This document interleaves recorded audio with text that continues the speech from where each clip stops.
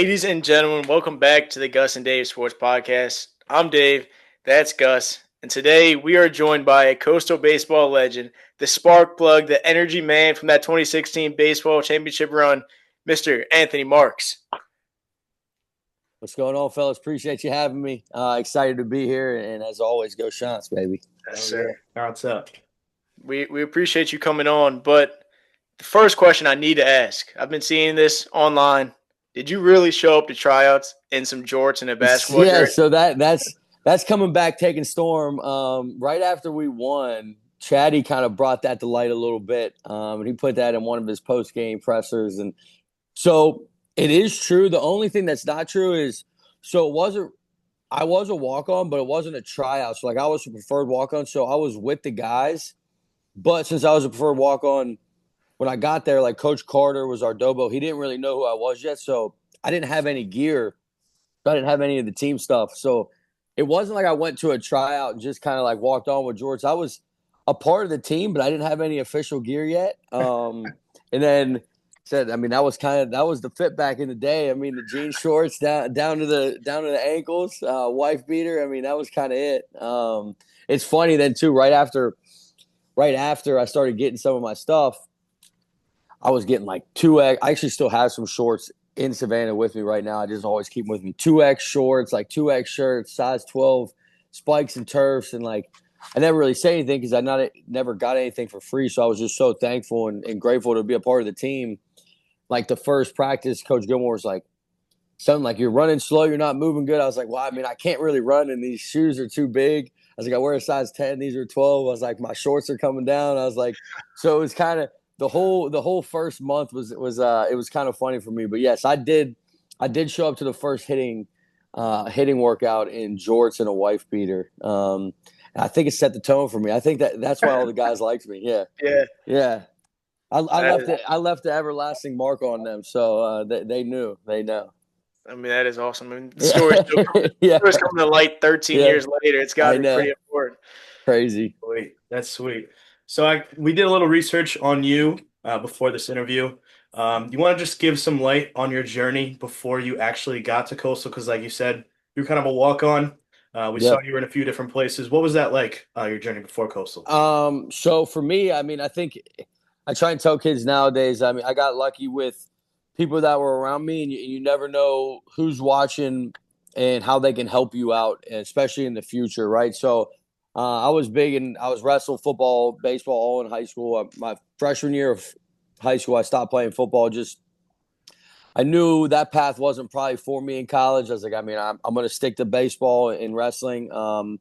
Just felt like I had a future in those two sports and gave it everything I had. And about my junior year of high school, we were playing West Mifflin, a team in our league, and one of the assistants, Jeff Rubensack, was watching me, and then after the game, he asked me to be on his like adult wooden bat league team, and I said yes. So I played with his team for a little bit, and it ended up coming full circle to where he actually played for Coach Gilmore when Coach was at South Carolina Aiken.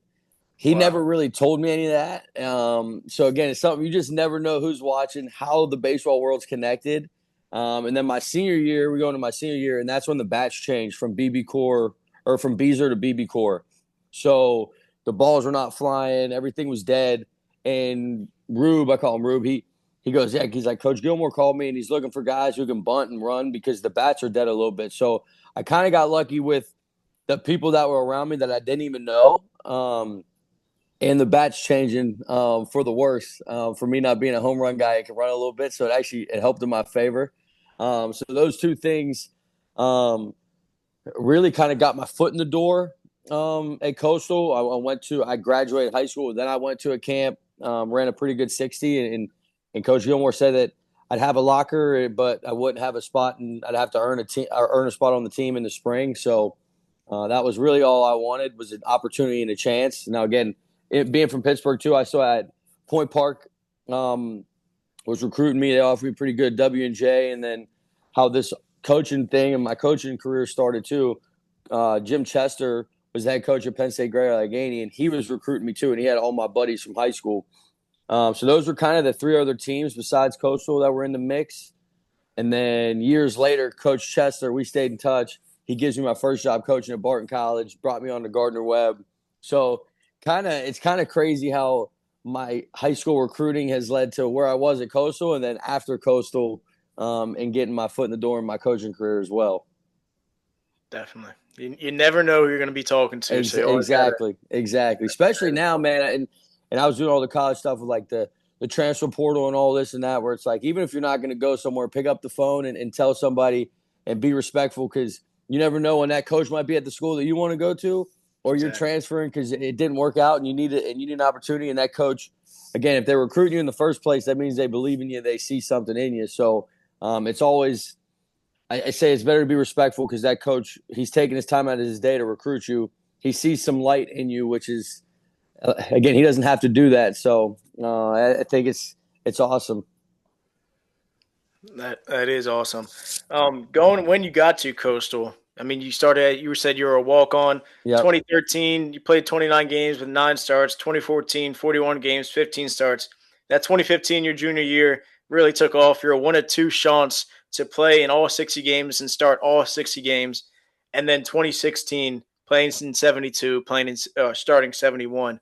What was that kind of like jump? What was that like mental thing where you went your first 2 years obviously not starting or playing as much to now you're the leadoff guy, you're the guy in the outfield that's playing in every single game? So my first year, I still tell the story a bunch. My first year was good for me. Man, that senior class, those guys, man, and even Jacob May in the junior class, like there was some studs in the outfield. So I got to my freshman year, like I got to learn from some of the best players.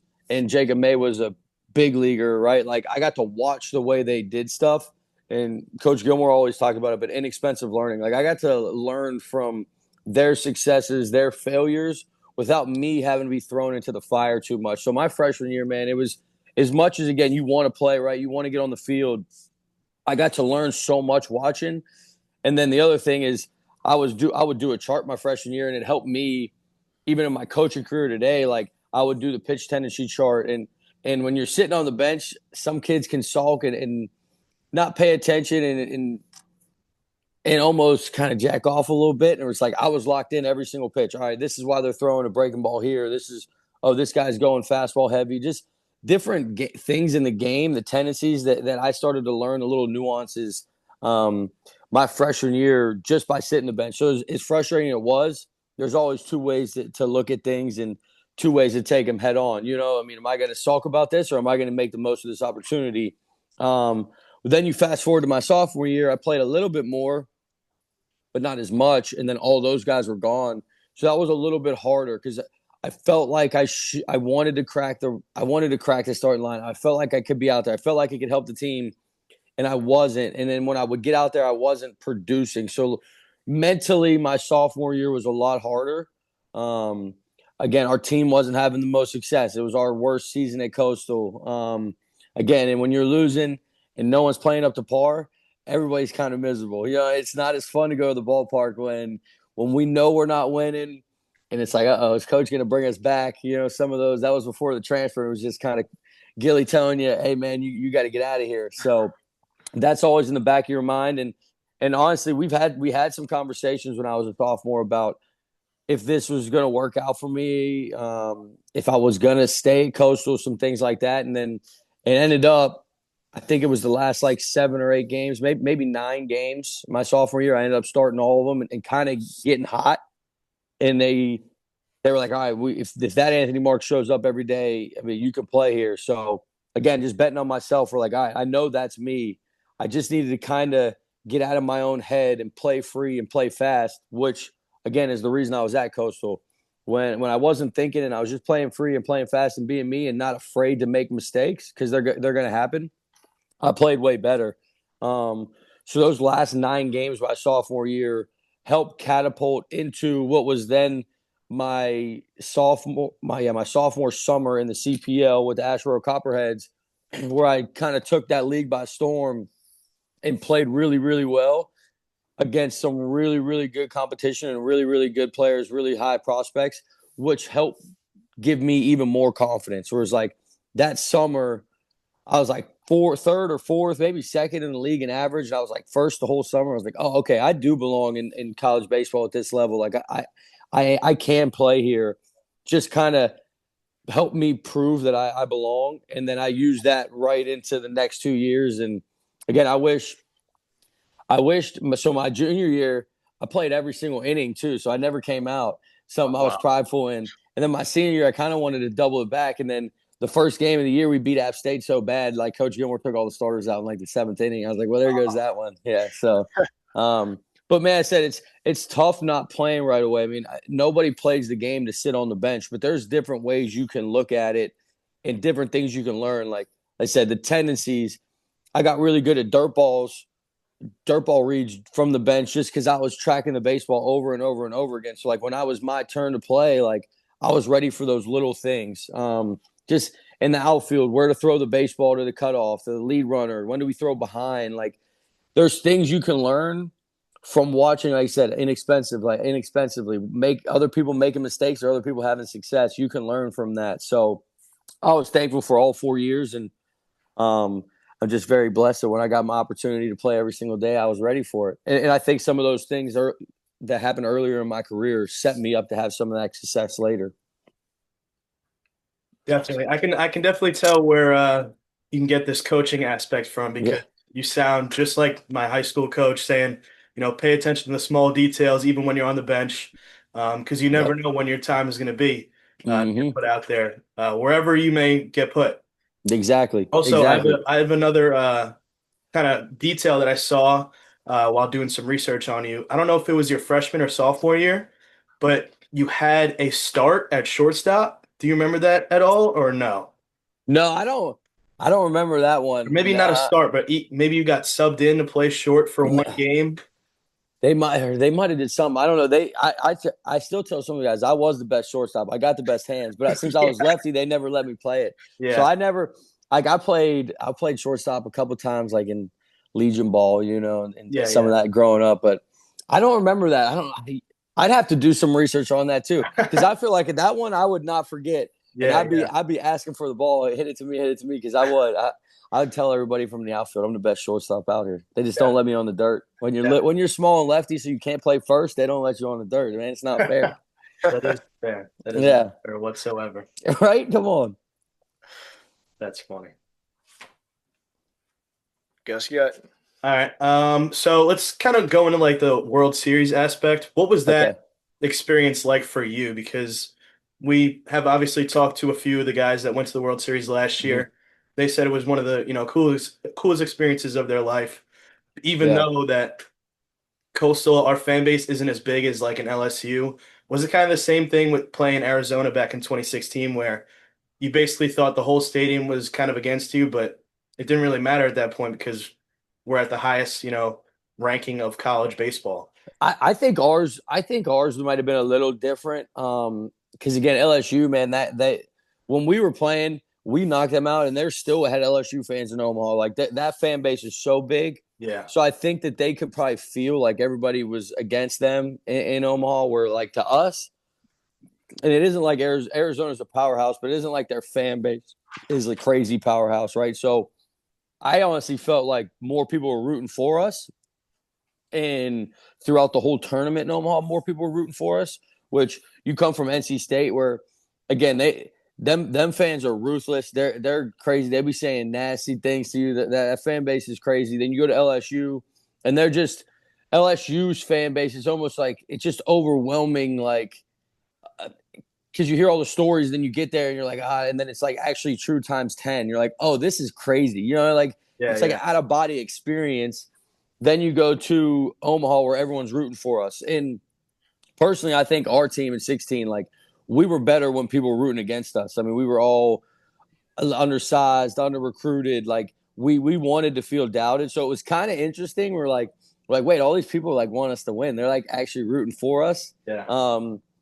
It was a pretty cool experience. It was a cool moment. And then I definitely think it was weird for us having the rain delay, the play the next day. We're like, there was really nobody in the stands. You know what I mean? Like the especially the game 3, but even game 2, it wasn't as packed as some of the early games we played against the TCUs in Florida. So But I don't know. I didn't feel like everybody was against us. Is I honestly felt like everybody was rooting for us, and it was kind of different. And I could feel it. So I was very blessed and fortunate, man. I love those guys, and I still love that program, and unfortunately still love the guys that left the program, you know what I mean, and went different places, and especially that staff. I mean, those guys are my boys. But I was fortunate enough to go back to Omaha, was I guess last year. I mean, when Coach was there, and with my mom and my aunt, and got to experience it from the other side. You know what I mean? So it was pretty fun to see it both sides, where I was playing one and then watching and rooting on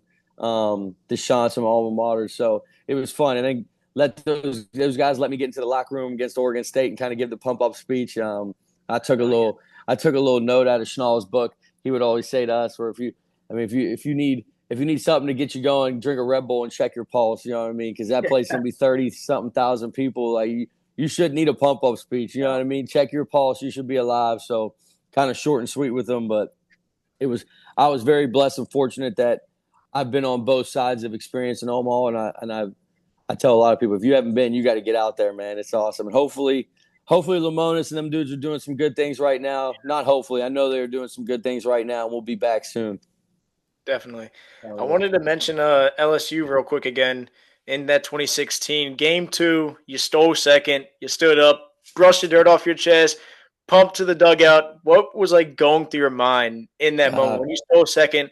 It eventually led to the game winner walk off when you rounded third off that chopper down the third base line. But like, what was going through your mind when you stood up, ump said safe, and you're like, the game's in our hands now? That's almost one of those like just pure sober blackouts. I don't even know what was going through my mind. You know what I mean? I was like, it's just kind of the first thing that came to me. I do know Coach Gilmore kind of called that exactly how it was going to happen. I thought he was like, Mark, you're going to get on. Pies was like, am I going to bunt him over? And he looked at me and was like, no, you're going to steal second. And Pies like, am I going to bunt him over to third? He goes, no, you're going to hit him in. So like, it kind of is a chills moment where like Gilly kind of called that to exactly how it happened, like pretty much verbatim. But then again, I mean, just being the little guy from Pittsburgh, man, like when I was playing in high school, I mean, if there were 100 people there, it was packed. You know what I mean? Like it was packed. So like, not playing in front of big crowds, always being undersized, always being doubted, to pretty much the biggest stolen base in Coastal history at LSU with 13,000 people, and their fans were giving me hell in left field. You're saying whatever they want, and some of their players thought they were a little better than us, and then it's kind of like, all right, now what's up? And start pounding my chest and just looking around, me mugging, like looking around, because you could hear a pin drop. It's like, man, all that talking, I don't hear nothing anymore. So I tell you, it made me feel pretty good. But it definitely a sober blackout. I don't know exactly what's happening. It just took over. Yeah. Well, the celebration. I wanted to let out a big scream. I think I forgot. I don't even know. But it's funny. It's funny now too, especially like getting into coaching and the college coaching. Like when I was recruiting in college, I would be talking to guys, and even if we would get some guys or if we wouldn't, like, they would always, like, maybe the third or fourth conversation, they'd be like, wait a second, are you the guy that stole the base? And like they'd send the video. Like that video is kind of crazy. I still see it today. And there's guys on our team here that were playing, and they were a little younger, but they were playing, and they're like, dude, I remember that. And usually right around the Super Regionals in Omaha, that video comes to life on Instagram, and I can't run from it. Yeah, I can't run from it. It's literally as soon as I open my phone, it's like a boom. It's like DM, look at this. And I'm like, yeah, it's crazy. It's crazy. It's an awesome play. I mean, it goes down in Sean history for how electric that is. Yes. The celebration was almost just as good as a stolen base. Right? Yeah. For sure. Might have been better, yeah. I forget the pitcher's name who closed out the final game to win the World Series, but that celebration that he had, throwing his glove, throwing his hat, and giving a salute to our dugout. Was that kind of predetermined? And if I may ask, who is that? So that was AC Alex Cunningham, who's actually my best friend to this day. So AC, it's funny, AC, and we called him the Ace because he was actually our Friday guy. So he was our best pitcher. We were together 4 years. He was the ace, man, and never closed the game, and that was his first close. I don't think that was predetermined. I still bust his balls all the time and talk about because he is my best friend. I tell him like I wish that Arizona would have sent the dude home and to play in left field down the corner, and we would have threw him out. I was like, I'd have stole all your shine, dog. You wouldn't be able to throw your glove or nothing because I'd have made everyone come to left field. But so, nah, AC was a stud. I know he was big on the salute. He after the glove, he loved to salute. We had the handshake, and it's funny. It's like after it, me and him find each other, and we hit it like a 3-piece in the salute. That was kind of our thing, and we still mess around. Shoot, I'm 32 years old. We still mess around about it. We're like, dude, we were on ESPN hitting our handshake back in the day. So that was my guy. But I think that was kind of the glove throw was on the whim. We mess around though too. It's like he threw that thing 10 rows up in the stands. Hopefully he got it back. Yeah. He did get it back though, but he threw that glove harder than he threw the pitch. It was crazy. Yeah. That's fun. I mean, you have a pretty electric celebration when you guys run. The camera pan to you running from left field, both hands wide up in the air. And if you see too, and I'm running in, I peek to my left. Bobby Holmes, for some reason, you can look it up. There's a picture somewhere out there on Google, and I look to my left. Bobby Holmes runs around the dog pile. Paez at shortstop is waiting for me. I'm telling him to go to the pile. I'm running in. And I look, and he turns around to run, and Bobby undercuts him and goes down. So I'm running by and look. I'm like, oh, what is going on? I just keep going, though. So there's a picture, like, you can see, like, of the dog pile, and then behind it, like, in the grass and shortstop, Bobby's literally undercutting Paez. He's in the air, and I'm literally just looking to the left. It's kind of crazy. And then also when you jump, like, when I jump on top of it, I hit a cramp. So I started cramping. So they talked about that a little bit. It was crazy. I was like, at least I didn't cramp during the game or trying to run for that ball down the line. At least they hit it at the perfect time. Everybody thought I was hurt. The trainer's like, oh, they thought I was hurt. I was like, I'm just cramping. I was like, I'm just cramping. So I said I was a big cramp guy. Maybe I probably need to drink a little more water or pickle juice or something, but I always cramped. Mustard packet in the dugout or something? Something. I always was cramping. That's pretty sweet. But all right. Now that we've talked about the World Series, let's talk about Banana Ball. Yeah, man. You obviously, kind of touched on how you got this job a little bit before, but what's this experience been like for you? Because there's so many people that know the game of baseball, that watch Major League Baseball, that are now just starting to see the impact that this Banana Ball League has made on basically the entire country. Because whatever videos I see, you are packing out football stadiums, baseball stadiums, everything. So what's that experience kind of been like for you? Man, it's been surreal.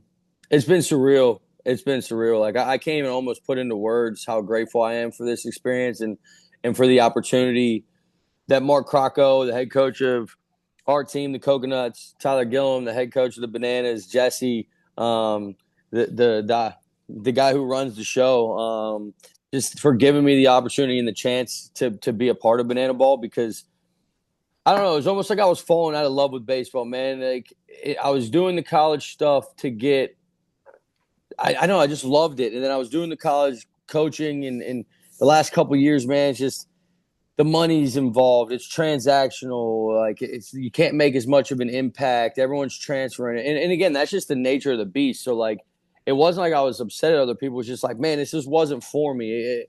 I wasn't loving it as much as when I started, right? And man, doing this year and seeing the smiles on these kids' faces, like the little kids that come to the games, and like they really do. They just want to feel seen, and like you sign a baseball, you ask them like one little thing, who their favorite player is, and like you make their whole day, you make their whole life. I mean, the whole year. You know what I mean? Like the impact that we're making it's helped me fall back in love with baseball. And then again, it is pretty crazy. Some of the places we've packed out and sold out. I've told a bunch of guys on our team. We went to Milwaukee. We played the Party Animals in the Brewer Stadium, and we sold that place out 2 nights in a row. And it was the most electric atmosphere I've got goosebumps more in 2 days and 2 games. It was crazier than LSU. It was crazier than Omaha. It was unreal. The show that those guys put on, the performances they did, the way the crowd showed up, it was electric. I've never been a part of anything like that. And then you go to We were just in Jacksonville, some of the smaller stadiums like Orlando and Disney. Like, man, those fans, those places, man, they get up, they show out, like they're excited to be there, and the guys get to feed off that energy, and so do I. You know what I mean? I'm an energy guy, so like I feed off of some of that. Where even in college, I mean, last year I was at junior college, I was at Chipola, and obviously we one of the best junior colleges in the country. But I mean, there's 20 people in the stands. It's hard to get juiced up. You know what I mean? You got to bring your own juice. We say that sometimes, but and it's not an excuse. You got to bring your own juice. But man, I'll tell you what, it's a lot easier when there's 40,000 people going crazy. You know what I mean? It's nuts. But the impact that these guys are making, and I think honestly, the impact that Banana Ball is making on them and all of us individually is just as important as what it is on the outside world too, man. But this thing is crazy. It ain't slowing down. It is nice to have a little 2-week breather right now. But I'm already excited and getting ready to go to Portland, Maine. That's where we're at next. I'm excited to go out there and put a show on for those people up northeast. Yeah. So, like, how often do you have these little breaks, or how often are you traveling for? So every week. So this is the first break we've had since pretty much we started, I think, second week of college baseball season, like the college baseball season. So I think we were like the end of February because usually they're Valentine's Day. I think we're right after it. And we've been every single weekend since till now. Wow.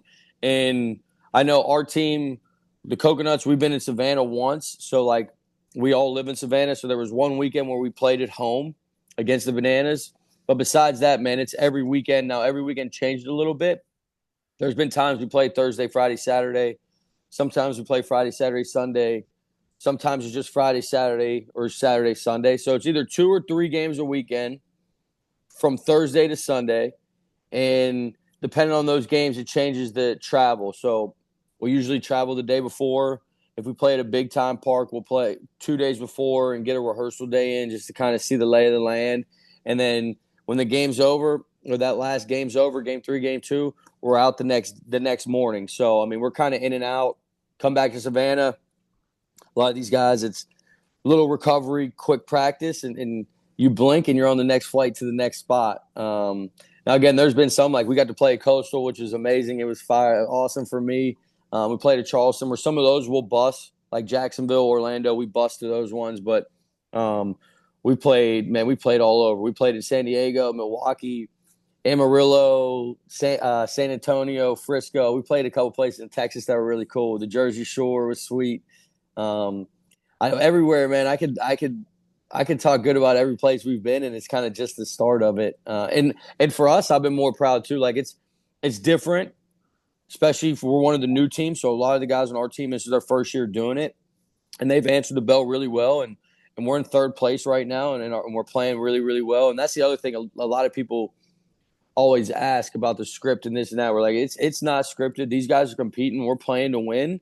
And inside of that, there's a show too, you know? So I've been proud of our guys of the show we've been able to put on, the lives we've been able to impact while still trying to compete at the highest level and win banana ball games. So it's been fun. But yeah, it's quick, man. It's usually 3-4 days on the road, 3 days at home, and you're gone. So, or 2 days at home and you're gone the other one. So it's a different lifestyle, but I always say it could be better than when I was at Gardner Webb riding the bus to wherever we were going, or when I was at Chipola, I was driving the van. So like, I'll take this over anything for sure. Absolutely. Is there, I don't know your guys' schedule for the rest of the year, but is there one specific place that you're really looking forward to? Like, I don't know if you guys have like a Fenway Park on the schedule. So we have one towards the end. It's we play at Gillette Stadium, so it's our first football. Yeah. So they play in a bunch of football stadiums, but our first one. So we're only playing in one this year, and it's that one. Now, again, me being a Pittsburgh guy, I wish we were playing at Heinz. I still call it Heinz Field, but even though it's Heinz Field, it's always Heinz. Yeah, always Heinz. So now my little brother was a Patriots guy because anything I liked, he liked the opposite. So like I like the Steelers, he likes the Ravens and the Patriots. You know, I like the Penguins, he likes the Capitals. It's just I like the Yankees, he liked the Red Sox. That's kind of how we grew up. So it'd be pretty cool to to go to Gillette Stadium to play in a football stadium to kind of see how it works. You know what I mean? I think it'll be electric. And again, they don't tell us, but I'm sure someone pretty sweet's going to be coming out in a Bananas jersey. Oh, You know yeah. what I mean? Like, I'm Yeah. hoping a Gronk, maybe a Tom Brady, I think would blow that place up. That would be awesome. So for the experience of the football stadium, and again, Gillette's got to be pretty sweet. I'm excited about that one down the stretch. And we do also play we play at Target Field and we play in the Cardinals stadium. So we got 2 big league parks left and a football stadium. So that is sweet. I'm excited about Somebody that. That's come out during one of your games. Like, I know I went down to a Savannah Bananas game. I believe it was like 2 or 3 years ago, and JJ Redick came out, and he Okay. Bananas, and that was pretty cool. So we get pretty lucky all the time. So like our special manager, head coach, a special head coach or Showtime head coach is Shane Victorino. So like I've got to chill with Victorino for 5 weekends. Like that's kind of big time on his own. Yeah, that guy is like I kind of the first time I met him was like, hey man, like I'm not trying to fanboy too much, but like I wanted to be the flying Hawaiian in center field running around. You know what I mean? Like you guys were the best. That was kind of like who I wanted to emulate. So it's kind of surreal getting to hang out in the locker room before and after games with Shane Victorino because he's the guy. But then we played in San Diego. Shane Victorino faced Jake Peavy. So Peavy pitched to Victorino. So that was kind of sick. That was a really cool one. Yeah, we've had a handful of them. I mean, we were in Jersey. Jersey Shore. Todd Frazier, the Todd father, came out for the Party Animals and hit. I'll tell you what, he barreled one up too. He just missed it. He's Scottish, but so we've had a couple. We've had a couple really, really cool ones. I know some of the ones like I wish I'd have been when the Party Animals played the Tailgaters. They had Steve-O and Johnny Knoxville came out this year. I think that like and they played in Nashville. So not all of them are baseball. I know like when they played at the football stadiums, they've had Tyler Shuck, or they just had someone in Oregon, a football player. I forget who it was, but they've had some big ones. It's been pretty cool. But again, we get lucky. We're like we get Victorino a handful of times. Like that's about as big as it gets. You know what I mean? He's the man. So I don't know if you could tell, but I'm a big Red Sox fan, and by my reactions, I mean those two are legends from the 2013 World Series team. Yeah, literally. I just got geeked up thinking about Victorino talks about that ABs. Room. Yeah, right. He talks about those ABs all the time, and it's kind of crazy, man. It's almost like he doesn't even know how big he is because he's very humble. Yeah, and he got no big league about him, no big time about him. And then again, also the other one is, and you're a Red Sox guy, one of the best players. I mean, the best player in this league, and the most down to earth best guy. Jackie Bradley Jr. We get to hang out with JBJ every day. He's in the league. He plays on the Clowns. So like, we just played them and watching him run around the field and make plays in center field. It's another one. I'm like, dude, when I was the outfield coach, you should just pull up your highlights and be like, yo, this is what we need. We need to be like this guy. You know what I mean? Yeah. So like, it's another one, man. Like he'll another one, man.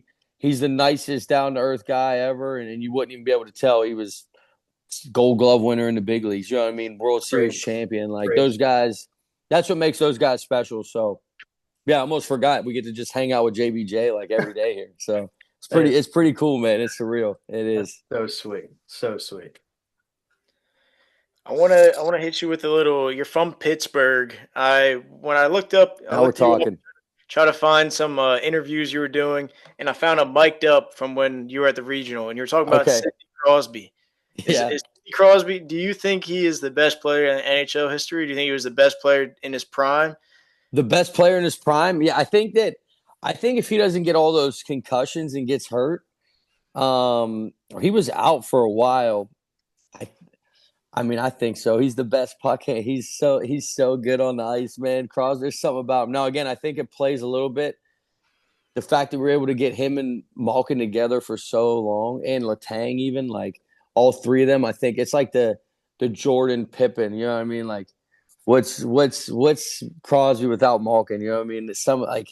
I think that helped him a little bit, but I don't know. So I don't know, like hockey like that. So I'm biasedly, I'm going to say, I think he's the best, but I don't know it like that. That's just me loving Pittsburgh.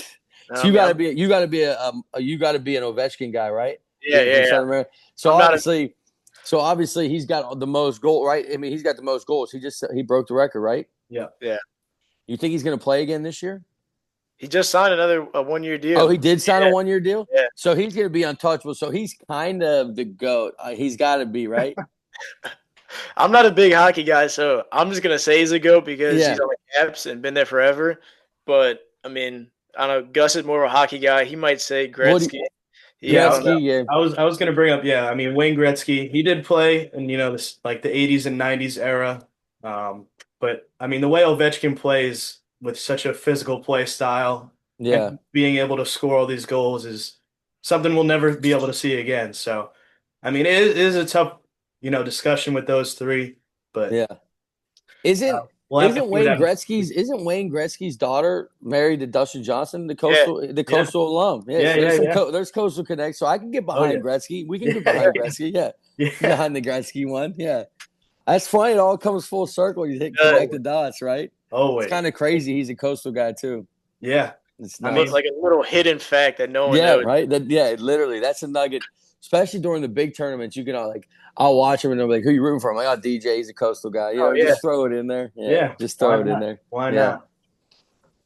He's the guy. Outside of like you playing baseball, what was your biggest sport that you followed? Was it football, like the NFL? Yeah, man, football. I mean, football was the first sport I played. I was 5'6", and I knew I was never going to play. You know what I mean? Anymore. Like in Western Pennsylvania, man, it's huge. Like if you don't play all the time, and I mean, some of them we had like Robert Foster. I mean, we got dudes going to the NFL, and I was like, I ain't guarding at some of those guys. And like Russell Shell was like one of the best running backs ever. I'm like, I don't want him running me over. Like, but those dudes are nasty down there, and I love football. Like it's nothing beats a Steelers Sunday, man. Like Steelers Sunday or a Sunday night football in Pittsburgh, bro, is crazy. And again, college football, obviously coastal, but like not really being a Pitt fan, being from Pittsburgh, not really being a Pitt fan, and coastal football being great, but not like they're gonna like win a national championship. And hopefully they do something. I don't want to be like, hopefully they win a national championship, but not having a specific team and me being able to kind of root for everybody. College football is electric. You know what I mean? I just look for good games. You know what I mean? I'm not really pulling for one team. So college football I love football. We were talking about it last night with somebody, one of the coaches in here too. I was like, it's like soccer, FIFA's over. I was like, the real football starts now soon. I was like, we only got a couple. We got like another month, guys, and we made it. We made it, which is interesting though. Like I love the summer, so I don't want it to fast forward, and I actually hate being cold. But man, something about football season is the best. I love watching football. On those kind of even 60-degree nights watching football. Oh my goodness. Oh, you got a little fire going. Even baseball sometimes is like boring to watch. Like I'll watch the postseason, but like me watching the Pirates 162 games, it ain't happening. You know what I mean? Like I ain't missing a Steelers game unless I have to or something's going on. Like I'm not missing a Steelers game. So they get the terrible towel. I'll get the terrible towel. Yeah. That's my go-to. That's sweet. Ain't nothing better than that. No. But I think I just have one more question for you. What is it kind of like being one of the centerpieces to, Coastal expanding this much within the past 10 years? Because at least coming from me, Coastal was brought to my attention when you guys won the World Series. And I believe that has kind of happened with a bunch of other people. And that's what made me, obviously find the school, visit, and then eventually end up going there for the past 4 years. What has that kind of been like seeing the Conway area and Myrtle Beach area and even the school just expand so much ever since you guys have won the national championship? It's humbling, man. It's humbling, right? I mean, to feel or to think that like we could have an impact or play a role on something that big and changing for a university, you know what I mean, to grow that much. But again, it starts with everyone before us too, man. Like even the 2010 team, that was when I was a sophomore in high school and they were number 4 in the country. Like that's kind of how I first heard about Coastal, being from Pittsburgh. Like, so every team and every generation, it did something special to where they kind of got someone's attention. And then again, kudos to 2 years ago's team to kind of keep that tradition going and getting back to Omaha and getting to the national championship finals and just unfortunately run into a buzzsaw of LSU. But like those guys set it up to where 10 years down the road, there's going to be some guys from Coastal or guys at Coastal and that are gonna be like, yeah, we heard about Coastal because the run they made in 2025. You know what I mean? Like, so it's just every team's gonna play a role. I'm just fortunate, and we kind of say it all the time. I mean, Gilly said it, Chanel said it. Just leaving it better than you found it. And I feel like our team did a really good job of that. You know what I mean? And especially our senior class, where it wasn't always pretty. It did not happen right away. It took every bit of all 4 years. But it's nice knowing we can say we left it better than we found it. And then being able to get back there this year when we played there with Banana Ball and seeing how much Chanel kind of kept that place moving forward and Gilly kept growing it. Like, just the facility, they never stopped, man. They never stopped. They just kind of trying to make it 1% better every day. And you can really tell that with our own weight room, hot tubs, cold tubs. I mean, a meeting room inside the meal room now, like the new lockers. Like, it's just, they haven't slowed down one bit. Now, again, that's going to be something for Coach Lemonis and those guys now too, man. Like, how can we keep making this thing better and leaving it better than we found it and not slowing down? So, again, I know they got their hands full. Where he called it the four, right? They had a roster of 4 people when he took over. So yeah. I know it's not going to be easy for him. I was able to get him on the phone. I got on the phone with him and talked to him. He's a great dude. Because it's funny, we got 2 dudes on our team that I coach now, Tanner Allen and Keegan James, who played for Lemonis when they won the national championship at Mississippi State. So, kind of crazy how the small the baseball world is. Everything know, right? It really does. So, I mean, it's surreal that people talk about it like that, and that we had an impact. And my ugly mug with the beard, and because I was the only one who was like, all right, man, we're going on that was when the Penguins won the Stanley Cup, and we won. So I didn't cut my hair, shave my beard for the whole playoff run and the NHL playoff run. So, like, I looked raggedy. Like, I was like, yeah, I look crazy, and that's kind of like the face of it. But said it just, I'm blessed. I'm very blessed. I'm fortunate. Said, and I love talking about Coastal any chance I get. So I appreciate you guys giving me the platform and opportunity, man. Of course, we appreciate you. No I got 3 little rapid fire questions. Okay. That I want to hit off. All right, you weren't a big home run hitter, so walk off home run or throw somebody out from left field for win the game or save the game. Throw someone out from left field. Yeah. All right, favorite teammate? Favorite teammate? Yeah. Alex Cunningham was my best friend. Yeah.